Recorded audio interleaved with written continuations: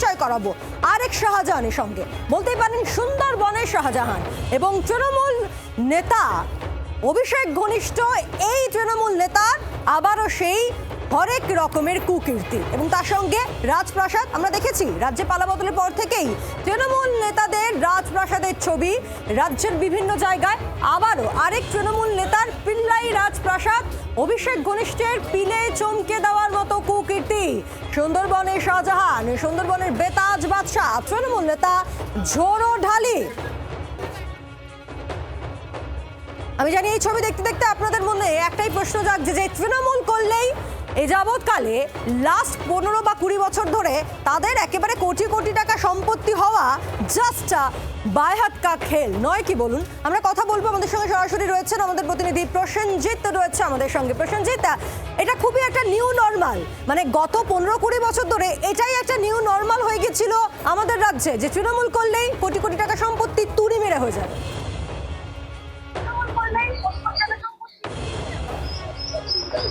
একদমই তাই। দেখো, পালা বদলের পর আর সেই সব কুকীর্তি বা দুর্নীতির সাথে যুক্ত সেই সব তৃণমূল নেতাদের যে দুর্নীতি সেই সব কিন্তু প্রকাশ্যে আসছে।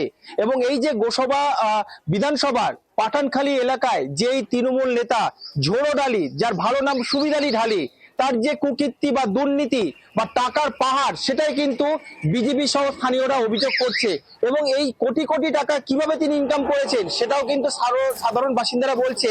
এলাকায় যে সমস্ত মাছের ভেড়ি থাকতো অন্যদের, সেই সমস্ত মাছের ভেড়িগুলো তারা দখল করতো এই সুবিধ আলী ঢালি। পাশাপাশি পাঠানখালী এলাকায় যত ব্যবসায়ীদার ছিল মাসকাবারি তোলা তুলতো, সরকারি যে প্রকল্পগুলো ছিল সেই সরকারি প্রকল্পের টাকাও পর্যন্ত গরিব মানুষদের কাছ থেকে ছিনিয়ে নিত, এমনই গুরুতর অভিযোগ। পাশাপাশি তোমাকে আরো বড় অভিযোগ জানাবো, এই সুবিধ আলী ঢালি একাধিক বিবাহ করেছেন এবং যে সমস্ত মহিলাদের সাথে তার বিয়ে হয়েছে এক একটা বাড়িতে তিনি রাখতেন।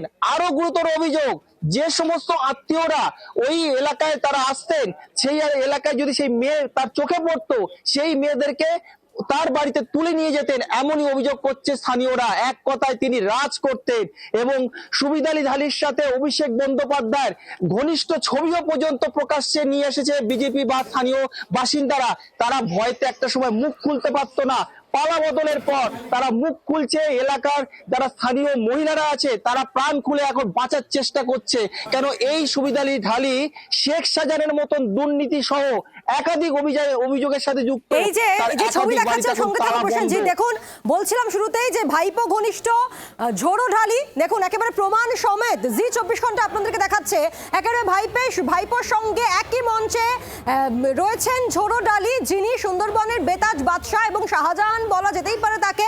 এবং একই সঙ্গে শুধু মঞ্চ শেয়ার নয়, রীতিমতো গোপন বৈঠক। এবং এই ঝোড়ো ঢালি তার একাধিক সম্পত্তি, শুধু সম্পত্তির মধ্যেই সে নিজেকে সীমাবদ্ধ রাখেনি, তার কিন্তু একের পর এক বিয়ে, অর্থাৎ কুকীর্তির অন্ত নেই এই ঝোড়ো ঢালির।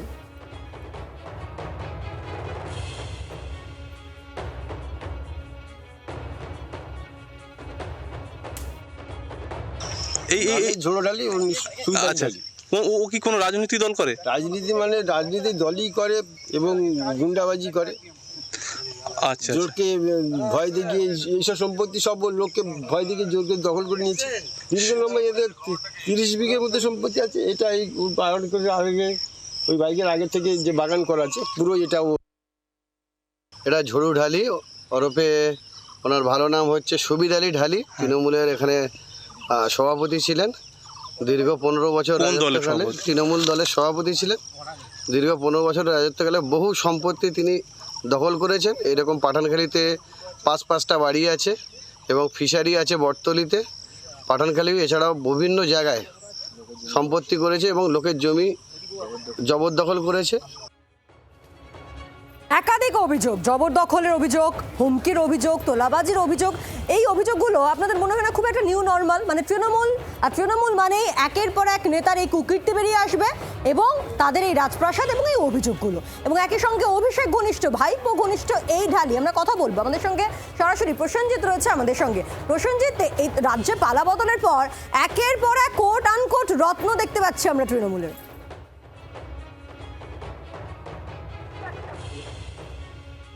একদমই তাই। দেখো, পালা বদলের আগে কোনোভাবে স্থানীয় বাসিন্দারা হোক বা বিরোধীরা তারা মুখ খুলতে পারতো না, কেননা প্রশাসনকে তিনি পুরো পকেটের মধ্যে রাখতেন। গোসাবা থানার যে আইসি হোক, ওসি হোক, তাদেরকে তিনি পকেটে রাখতেন। কোনো দুর্নীতি হোক বা কোনো তিনি যদি তাকে কাউকে মনে করতেন যে মারধর করে টাকা নেবেন বা কোনো বিরোধী দল করতে দেবেন না, তাদেরকেও পর্যন্ত এই প্রশাসনের কাছে তিনি কড়া ব্যবস্থা নেওয়ার জন্য তিনি বলতেন। কারণ তিনি মারতেন, উল্টে যাদেরকে মারতেন তাদেরকে গ্রেপ্তার করতো পুলিশ।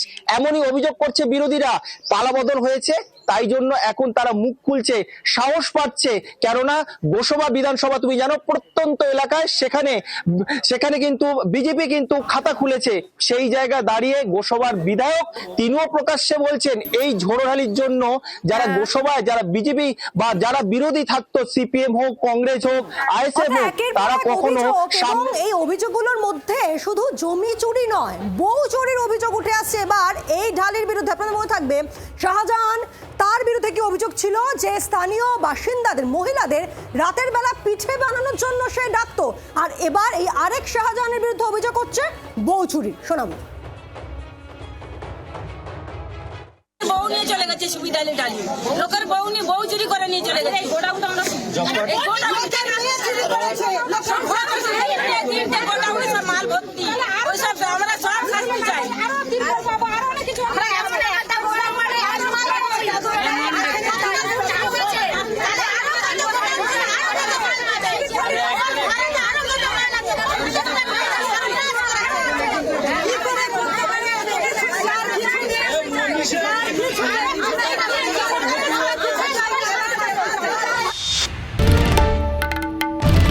বাংলার আওয়াজ, বাঙালির আবেগ, জি 24 ঘন্টা।